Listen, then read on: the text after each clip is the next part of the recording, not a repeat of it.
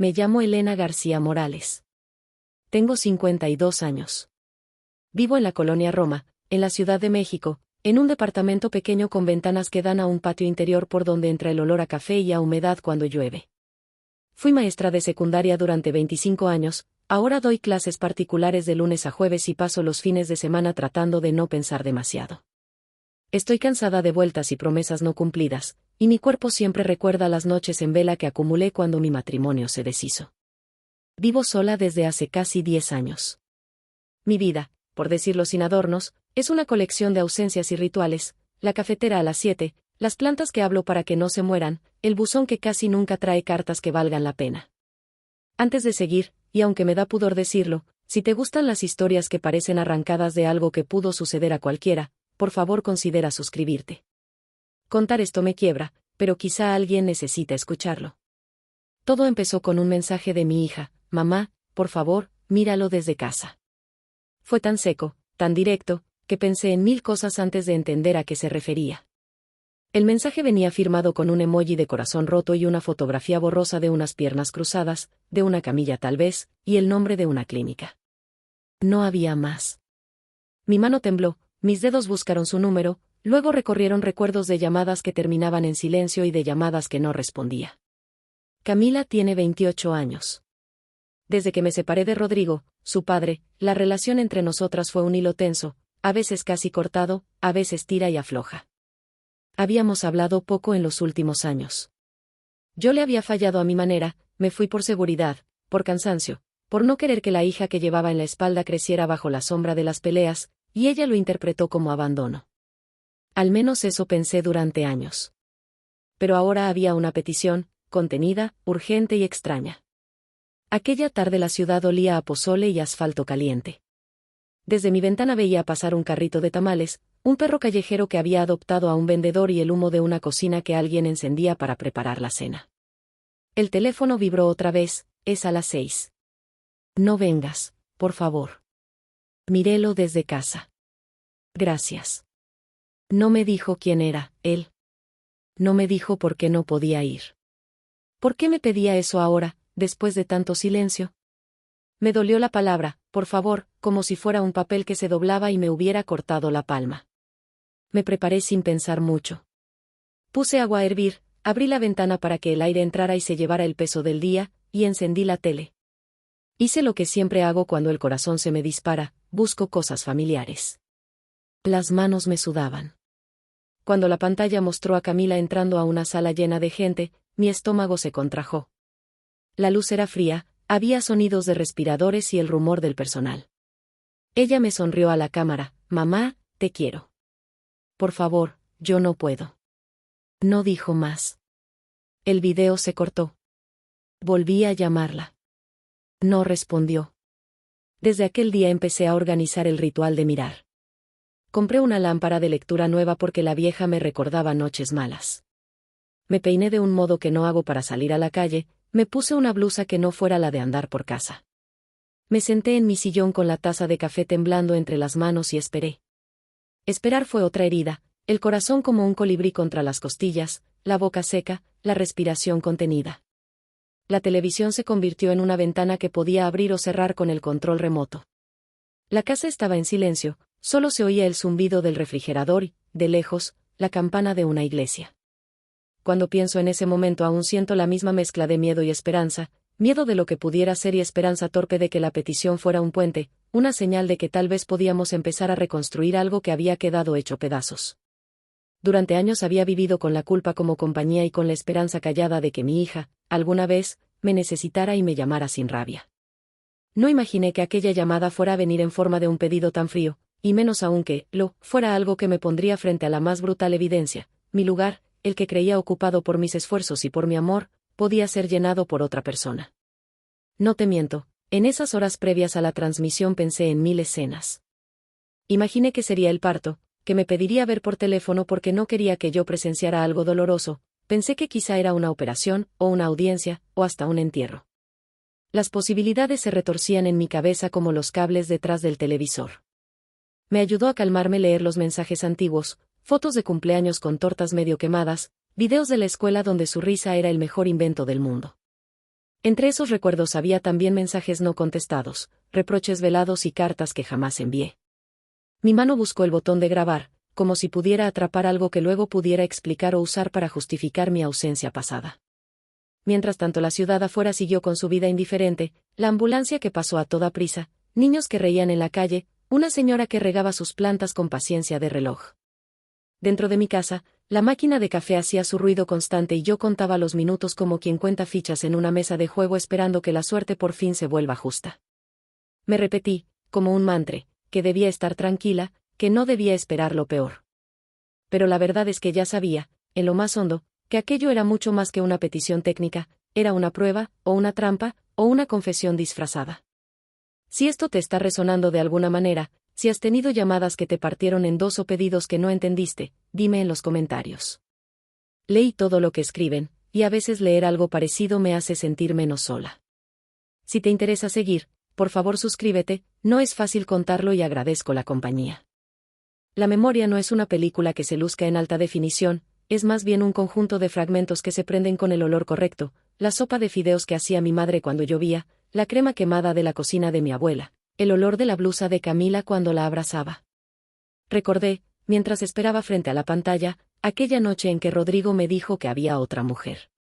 No hubo gritos heroicos de mi parte, no hubo escenas cinematográficas, hubo alivio y un estruendoso silencio que se llenó con las pequeñas tareas de cada día. Me fui. Me fui porque no quería que mi hija viera cómo el amor se podía convertir en una red de exigencias y humillaciones. Eso, para mí, fue salvación. Para ella, según sus silencios posteriores, fue abandono. Camila creció pasando fines de semana con su padre, con viajes a Veracruz, con sus pijamas nuevas y con las promesas de que mamá está bien. Creció también con la imagen de una madre que abandonó su sitio por un impulso egoísta. Nunca tuve la oportunidad de explicarle que mi marcha fue para que el miedo que vivíamos no la devorara. Nunca tuve la oportunidad de decirle que la distancia fue para protegerla de los insultos que llegaron a ser rutinas. Hay decisiones que uno toma creyendo que salvará a otros y que, en la forma más cruel, se interpretan como abandono. En esa larga década de soledad, me dediqué a cosas prácticas, pagar la cuenta, cuidar de las plantas, ir al mercado. Empecé a trabajar en una organización de apoyo a mujeres, a escondidas, porque no quería que se creyera que buscaba aprobación. Allí conocí a otras que también se alejaron para vivir. Eran historias parecidas, salidas urgentes, llamadas que pedían perdón, hijos que no entendían. Me involucré tanto que pensé que podía redimir mi ausencia ayudando a otras. Pero eso no llenó el hueco que dejó mi propia hija. Los días antes de la llamada de Camila ella había tenido una pelea con Daniel, su pareja. El rumor entre familiares era que Daniel era violento cuando perdía el control. Hubo insinuaciones, llamadas al corregidor de la colonia, miradas que no se atrevieron a preguntar. Nunca supe del todo si había sido eso lo que la llevó a internarse en la clínica aquella tarde. Camila nunca se mostró débil en público. Cuando me enteré de que la petición era verla, desde casa, imaginé lo peor, que estaba en la clínica para algo que necesitaba espacio, para no poner mi presencia al borde de la herida. La noche anterior a la transmisión dormí poco. Caminé el departamento de un lado a otro, conté las tazas de café que había tomado y volví a repasar conversaciones pasadas. Mi cuerpo me recordaba los viejos temores, un nudo en la garganta, las manos frías, la sensación de que la sangre se me sube a la cara cuando algo me avergüenza. Pensé en llamar a mi hermana Inés, con quien no hablo desde que ella tomó partido por Rodrigo durante el divorcio. Inés siempre tuvo una manera de ocupar espacios que yo había dejado vacíos sin proponérmelo, con su risa fácil y sus visitas constantes, a veces parecía más madre para Camila de lo que yo fui. Había rencores que nunca supimos nombrar, pequeñas traiciones que se fueron acumulando como polvo. Llamé a mi vecina, doña Marta, para que viniera a casa a hacerme compañía. Ella trajo una bolsa con pan fresco y una palabra de aliento: hay que ver qué decide la vida, mijita. A veces las hijas nos ponen a prueba para ver si somos capaces de sostenernos. Doña Marta no sabía la mitad de mi historia, pero tiene 50 años viviendo en la misma calle y sus diagnósticos, aunque toscos, suelen acertar. Me preparé un té y encendí incienso para que el olor me anclara. Miré mi reflejo en la pantalla apagada, los ojos tenían una sombra que ya no sabía cómo ocultar. Cuando la transmisión empezó sentí que el aire se hacía más denso. La pantalla mostró una sala blanca y la figura de Camila, pálida, con una bata. Tras ella se movían personas con rostros serios y manos hábiles. Mi corazón cayó hasta los pies. Un médico habló por un micrófono, explicó en voz baja que todo estaba bajo control, que era un procedimiento delicado. Mi mente quiso comprender, ¿por qué no podía estar allí? ¿Por qué pedirme que mirara desde el sillón de mi casa? Mi cabeza urdía teorías, que tal vez ella quería que evitara peleas, que no quería que yo viera cierta herida. Me engañé a mí misma creyendo que esto era una oportunidad para reparar. En medio de esa espera, la pantalla mostró el momento clave. Vi manos expertas, telas y una luz que parecía demasiado fría para el calor que yo sentía en las venas. Luego la cámara enfoca una cama donde alguien se inclina con una gentileza que no esperaba. Él, porque era un hombre, toma algo entre sus manos, y hay un llanto que me atraviesa como un filo. Cuando la cámara se acerca veo un rostro que conozco desde hace 30 años, Rodrigo. Mi exmarido. Rodrigo, que no me dio las gracias por irme y que pasó una década construyendo otra vida, aparecía allí, con los ojos húmedos, sosteniendo algo con una ternura que me dolió en lo más profundo. No reconocí a la persona que lo acompañaba, pero pronto entendí, no era la médica, ni una enfermera. Era Inés. Inés estaba allí, ocupando un puesto que, en mi mente, debía ser mío. Estaba de pie, con la postura de siempre, y cuando Rodrigo alzó aquello que lloraba, Inés puso la mano sobre su brazo como si quisiera confirmar que era real. Me quedé helada. El café se enfrió entre mis manos, el mundo exterior se volvió un rumor. ¿Cómo había sucedido? ¿Cómo había ocurrido que la que debía ocupar mi lugar en ese acto íntimo, ese primer contacto que la vida entrega, fuera mi hermana, mi rival, la que tantas veces había sonreído en mi ausencia? Mi estómago se revolvió. Esa imagen me atravesó con una claridad que era casi física. Mi sitio, el del amor que había intentado conservar desde que era niña, había sido tomado por otra. Y lo peor era que no sabía si Camila había imaginado esto o si había sido una decisión que se impuso sin avisarme. El teléfono vibró sin que yo lo atendiera, era un mensaje de Inés, pensé que debía saberlo. ¿Lo entendiste? Felicidades. Fue como si me hubiera arrojado un cubo de agua helada. El mundo se movía lento, como si la ciudad estuviera sumida en un letargo, y yo intentaba juntar piezas de una historia que no reconocía, la de mi propia maternidad, que de pronto parecía tener agujeros tan grandes que nada podía pasar por ellos sin caerse. Mi cuerpo reaccionó antes de mi mente. El pulso se aceleró, la respiración se hizo corta.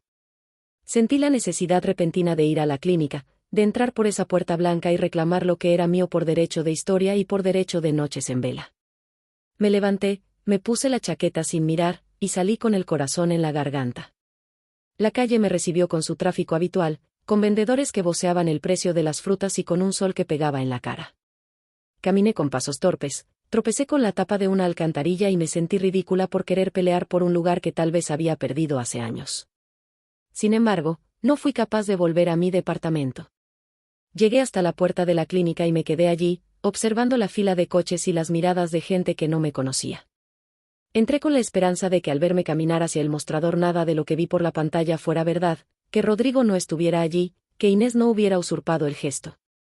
Había una fila de pacientes, una máquina de café que olía a quemado y un monitor que reproducía un programa de noticias sin sonido. Pregunté por Camila. Me dijeron que la señora había firmado un permiso de restricción, no visitas ni grabaciones salvo para familiares directos. Dije que era su madre. Me pidieron una identificación, tuve que dar mi nombre completo y mi edad. Ella no autorizó que entres, señora. Lo siento. La frase cayó como una losa. Me quedé quieta. Mis manos buscaban algo en los bolsillos, no encontré más que el papel de una cita vieja. Salí de la clínica con una mezcla de vergüenza y rabia. Caminé sin rumbo por la colonia y terminé en una plaza donde los niños corrían alrededor de una fuente. Me senté en una banca y miré la foto de Camila en mi teléfono, la sonreía en un cumpleaños, con un vestido manchado de pastel, los ojos brillantes. Recordé su primer día de escuela, la mochila que llevaba su nombre bordado, la voz de su maestra diciéndome que era una niña curiosa. Comprendí, con una lucidez que dolía, que por más que intentara arreglar fragmentos, algunos daños no se reparan con un acto, sino con años de construcción. Me quedé allí, observando a los niños, pensando que quizá tenía que aceptar que el lugar que me habían dado como madre ya no era el que yo creía. Esa noche hablé con mi hermana por primera vez en meses. La llamé desde el teléfono público de la plaza, con monedas en la mano y la sensación de que me defendía con uñas y dientes.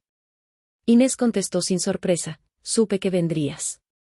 No quería problema entre nosotras. Si Camila pidió que miraras desde casa, fue porque ella necesitaba calma. Escuché su voz, y en ella detecté un rastro de anfibio orgullo que siempre me molestó, esa manera de presentarse como salvadora en circunstancias que a mí me costaron lágrimas. ¿Cómo pudiste estar allí, Inés? ¿Cómo le diste ese papel a Rodrigo? Le solté. No le di nada, Elena. Ella pidió que fuera yo porque necesitaba algo que tú no podías darle. No es una usurpación. Me colgó. Noté que me temblaban las manos. Al día siguiente, decidí que confrontaría a Camila, aunque fuera por mensaje. Escribí con dedos que querían disculparse y defenderse al mismo tiempo. Camila, vi la transmisión, ¿por qué no me dejaste estar? ¿Por qué permitiste que fueran ellos? Pasaron horas sin respuesta. Vi la ciudad encenderse y lo único claro era que mi lugar había sido suplantado por decisiones que me sobrepasaban. Había detrás de aquello no solo un desaire, sino historias no dichas, un deseo de Camila de elegir quién la acompañaría en ese momento, una red de viejos rencores entre hermanas y un hombre que quizá ahora quería limpiar su imagen. La posibilidad de una reconciliación se mostraba como un camino lleno de polvo y trampas. Cuando, por fin, Camila me contestó ese mismo día, lo hizo con un mensaje que no esperaba: mamá, ven mañana. Pero ven si mira. Lo que pasó no es lo que crees. Fue la única cosa que supe. Llegué al encuentro con el corazón en la garganta, temiendo una tormenta pero necesitando que al menos me mirara a los ojos y me dijera la verdad. Nos vimos en una cafetería pequeña, con mesas de madera y un olor a pan recién horneado que intentaba domesticar el malestar. Al principio ella evitó mi mirada, siempre ha sido más expresiva con la cara que con las palabras. Finalmente, respiró profundo y comenzó a hablar despacio, con pausas que eran como cortes en una tela que quería recoser. Mamá, dijo, no te pedí que pasaras por la pantalla por desprecio. Te lo pedí porque no podía manejar la tensión. Él estuvo ahí porque hace poco supo que estaba enfermo. Quería estar presente. Inés estaba ahí porque ha sido mi compañía desde que decidiste irte. Sus palabras cayeron como balas con formas distintas. Rodrigo, enfermo, esa palabra rodó por mi lengua hasta enredarse, y la idea de que Camila considerara a Inés su compañía más cercana me dolió como una quemadura. Traté de responder con calma, pregunté qué tipo de enfermedad, por qué no me lo había dicho antes, por qué solo ahora. Ella habló de miedo, miedo a repetir patrones, miedo de que yo volviera a dejarla. Me contó, con fragmentos que alguna vez había guardado, que en la adolescencia había sentido que la abandoné por mi propia necesidad de respirar. Me dijo que me amaba, pero que también había aprendido a protegerse eligiendo a quienes consideraba confiables. La conversación fue una mezcla de silencio y confesiones. Me habló de noches en las que Daniel la golpeó y de cómo a veces fue Rodrigo quien la rescató, sin pedirle nada, con una mano que se mostraba ahora más frágil que poderosa. Me contó de Inés como quien habla de una luna que siempre ha estado cerca aunque uno no la mire, ella te cuidó a su manera, mamá. Me dio compañía, me dio techo cuando me faltó valor. Eso no quita lo que hiciste, pero sí me enseñó a decidir quién me sostiene. Yo escuché y sentí que mi pecho se contraía como si alguien apretara una llave. La comprensión no me liberó del dolor, lo hizo más complejo. Entendí que había sido una madre imperfecta y que su elección, aunque dolorosa, venía de un lugar de supervivencia. Después de esa tarde, vine y volví con la sensación constante de que mi lugar no era un pedestal del que me habían derribado, sino un sillón que yo misma había dejado vacío para no pelear con un hombre que nos quebrantó. En mi cabeza, la imagen de Rodrigo sosteniendo lo que fuera que mi hija había dado al mundo me perseguía. Pregunté, con una mezcla de rabia y curiosidad contenida, si era posible que alguien que nos hizo daño en el pasado quisiera ahora redimirse con un gesto tan íntimo. Camila me miró y dijo algo que me partió: no busques redención en Rodrigo, mamá. Busca razones para entendernos. Esa frase fue un espejo que no me gustó, pero me obligó a mirar. Las semanas siguientes fueron una sucesión de aparentes conversaciones, mensajes, encuentros breves, llamadas que terminaban en silencio. Camila y yo intentamos tender una cuerda, pero cada vez que parecía firme, alguien tiraba de ella desde el otro lado. Inés apareció en escena con su sonrisa de siempre. No pretendía ser la villana, su posición era más complicada, había actuado durante años como una especie de remedio, un parche que la vida no me había permitido poner. En una comida que acepté con reacio orgullo, Inés dijo, sin mucha melodía, que lo hizo por amor. No te quise reemplazar, dijo, quise ayudar. Yo la miré y sentí la contradicción de esa frase, amor que actúa como posesión. Mientras tanto, la verdad sobre lo que había pasado en la clínica emergió como una gota que perfora una piedra. No era un nacimiento ni una operación estética, fue una cirugía complicada. Una biopsia que terminó revelando un diagnóstico que nadie había querido pronunciar a voces. Rodrigo estaba enfermo, sí, pero no era el tipo de enfermedad que se cura con excusas. Esto me reavivó con una ampolla de culpabilidad y nostalgia. Sentí rabia hacia él por las heridas que produjo, pero también una pena profunda por la fragilidad que ahora mostraba su cuerpo. ¿Cómo era posible querer a alguien que hirió tanto y sentir compasión por su dolor? Es una pregunta que me hizo tambalear. Un día, mientras arreglaba papeles viejos en mi cuarto, encontré una carta que había escrito años atrás y nunca enviado. La abrí con manos temblorosas, era una disculpa dirigida a Camila, una explicación que no llegué a pronunciar porque pensé que el tiempo podría hacerlo mejor. En esa carta le hablaba de miedo, de la primera vez que Rodrigo me golpeó, de cómo temí que ella se criara en un hogar donde la violencia era un menú más. Le pedía perdón por irme, por no haber sabido pedir ayuda antes. Ver aquellas palabras me hizo ver que yo también necesitaba sanar no solo por Camila, sino por mí. Decidí llevársela. Fue una decisión íntima, a veces las palabras escritas son una tregua mejor que los discursos improvisados. Nos sentamos en la terraza de mi departamento una tarde lluviosa. El sonido de la lluvia era un telón que ocultaba y protegía. Le di la carta a Camila. La leyó en silencio, sus labios se movían como si recitara algo que había conocido antes. Al terminar, no dijo nada por un largo rato. Yo creía que la carta sería una llave, pero fue una vela, ilumina pero no abre puertas con fuerza. Finalmente, me dijo, gracias por esto, mamá. Pero lo que me pesa no son las explicaciones, es la inseguridad. No quiero que me dejes otra vez. Sentí en el pecho ese lugar que late y duele al mismo tiempo. Le prometí que me quedaría. Era una promesa que quise creer con todo mi cuerpo. La reconstrucción, sin embargo, no se dio de forma lineal.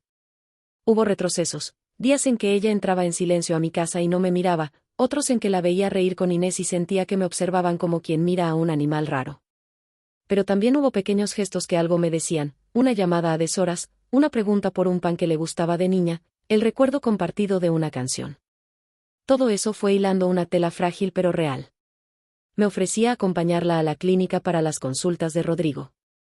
Ella aceptó con la condición de que yo fuera discreta, de que no intentara imponer mi presencia en la esfera que ella había decidido domesticar. Hubo una tarde en la sala de espera donde Rodrigo, delgado y con la cara como papel, me miró con una mezcla de reconocimiento y culpa. Fue una mirada breve, pero en ella hubo algo parecido a la rendición. Me habló sin mucha fuerza, Elena, siento, por todo. No supe bien qué responder. La rabia burbujeaba, pero al verlo así no pude evitar sentir cierta compasión por aquel hombre que alguna vez fue mi compañero y que había quedado reducido a una persona que necesitaba ayuda. Camila se sentó entre nosotros como una barrera protectora y, por primera vez, vi en sus ojos una especie de firmeza que no había sentido antes, una mujer que elige a sus acompañantes por razones que yo tal vez no alcance a entender del todo. Una noche, mientras volvía a casa, me encontré a mí misma llorando en la calle. Lloraba por lo que había sido y por lo que nunca sería, por el lugar que alguien más había ocupado y por la forma en que mi hija lo había permitido. Lloré por mis traiciones y por la suya, por las veces que no supe decir la palabra correcta y por las veces que ella interpretó el silencio como abandono. Fue una tristeza larga, como una canción que no termina de descender. En medio de ese proceso, aprendí una lección que me acompañó luego como una linterna tenue: el lugar de una madre no es una silla que se defiende con gritos, sino un territorio que se conquista con constancia y con la humildad de reconocer errores. Entender eso no quietó el dolor de ver a otra persona ocupar lo que yo creía mío, pero sí me dio una manera de acercarme sin armas y con la disposición de ser útil. Pude, por primera vez en años, escuchar sin preparar la respuesta perfecta. Y cuando escuché, encontré cosas que me dolieron y también otras que me dieron aliento: la decisión de Camila de cuidar a su padre aunque él hubiera sido, alguna vez, su autor de heridas, era una elección difícil, sobria y humana. Con el paso de los meses, las relaciones se fueron reconfigurando como quien reordena los muebles después de una mudanza. Algunas piezas encontraron su sitio, otras quedaron arrumbadas. Rodrigo falleció 6 meses después del diagnóstico. Su muerte fue un golpe que no nos unió con nostalgia sino con un silencio que decía más que 1000 discursos. Asistí al funeral por respeto a la hija que crié y por la mujer que fui, no para celebrar a un hombre que dejó rastros de dolor. Inés habló en la ceremonia con voz contenida, agradeciendo, casi como un ritual de cierre. Camila estuvo ahí, con la firmeza de quien sostiene una pérdida sabiendo que detrás de ella hay fracturas que no se cerrarán del todo. Lo que siguió fue un proceso lento, lleno de suturas imperfectas. Camila y yo volvimos a hablarnos con menos dramatismo y con más realismo. Aprendimos a vernos como dos personas adultas que comparten una historia y que ahora deben decidir qué hacer con las piezas rotas. Hubo sesiones de terapia donde, por primera vez, escuché a mi hija hablar sin interponer excusas. Ella me contó de sus miedos, sus noches despiertas, de cómo algunas decisiones las tomó desde la necesidad de sobrevivir. Yo le conté de mis culpas, de mis intentos fallidos y de las veces que no supe pedir ayuda. Fue doloroso y extraordinariamente liberador. Una tarde, en la que el cielo estaba muy claro y el olor a pan de una panadería cercana me trajo recuerdos de infancia, Camila me llamó y me dijo: «Mamá, gracias por quedarte. No sé si llegaremos a ser las mismas, pero ahora puedo estar contigo». Esa frase fue una especie de fuerza. No era un final feliz de película, con abrazos eternos y música celestial. Era, en cambio, un acuerdo mínimo, estar ahí, sin promesas grandilocuentes, sino con actos pequeños, llamadas, visitas, un café compartido cada tanto. Eso me parecía más valioso. Aprendí a no medir el amor por la intensidad de los gestos sino por la constancia de las decisiones pequeñas. Camila eligió, en muchos momentos, a otras personas para ciertos papeles porque necesitaba sobrevivir y porque cada quien atiende a sus heridas de la manera que puede. No todo fue una traición consciente. Muchas veces fue protección, otras veces fue cobijo. Yo también tuve que aprender a pedir perdón sin esperar que me devolvieran un asiento en primera fila. La vida, me di cuenta, no te devuelve lugares por decreto, te los concede poco a poco, si quieres trabajar por ellos. A quienes escuchan esto, no se puede obligar a nadie a ocupar un lugar que no te pertenece por derecho. A veces el sitio de la madre se demuestra en constancia, en llamadas a las 3 de la mañana, en estar en las pequeñas cosas que nadie ve. Otras veces, se demuestra en respetar la decisión del otro de elegir quién lo sostiene en un momento particular. Si algo aprendí, es que la grandeza no está en reclamar tronos sino en aceptar la fragilidad y aún así decidir estar. Si esto te resuena, dale like. Comparte si crees que alguien pueda necesitar oír una historia que no termina de encajar y suscríbete para escuchar más relatos que hablan de heridas reales. Hoy vivo con menos certezas y con más paciencia. Duermo mejor, aunque a veces la noche me trae sombras de aquello que no pude evitar. Camila y yo todavía tenemos fronteras, fechas en las que no planeamos visitas, conversaciones que evitamos, silencios que respetamos. Pero también hay cafés compartidos, fotos que nos mandamos con memes absurdos y llamadas donde hablamos de cosas sin peso, como si el pasado pudiera disolverse en chistes tontos. No es perfecto. No es una sanación total. Es, sin embargo, un tipo de presencia que en mi pecho se siente como una reparación posible. Aprendí, al final, que ocupar un lugar no es tener la última palabra en la historia de alguien, sino aceptar que la otra persona puede elegir a quien necesite en momentos concretos. No imaginaba quién ocuparía mi sitio aquel día en la clínica. Fue Inés, con su manera suave de ser compañía, y Rodrigo, con su intento de redención. Eso me dolió y me enseñó. Me enseñó que ser madre no es monopolio sino oficio, se ejerce todos los días, con humildad, con paciencia y con la disposición de pedir perdón cuando hace falta. Si algo puedo dejar como reflexión es esto: el amor no siempre se demuestra con gestos heroicos, muchas veces es la voluntad de quedarse, de intentar de nuevo, de aprender a aceptar cuando te reemplazan en un momento y seguir, con más amor, al día siguiente. Si te tocó perder un lugar para siempre, respira, aprende de ello, y decide si quieres reconquistarlo con ternura o si prefieres construir uno nuevo, con límites y con respeto. Para mí, ese lugar nuevo es un sillón en el que cabe la fragilidad y la perseverancia. Y en esa modesta pieza he encontrado paz suficiente para seguir contando esta historia. Haz algo conmigo, si te movió esto, escribe en los comentarios si alguna vez te pidieron que miraras desde casa y cómo viviste esa experiencia. Te leo, de verdad. Y si quieres seguir sabiendo cómo continúan estas historias, suscríbete. No prometo finales perfectos, pero sí honestidad.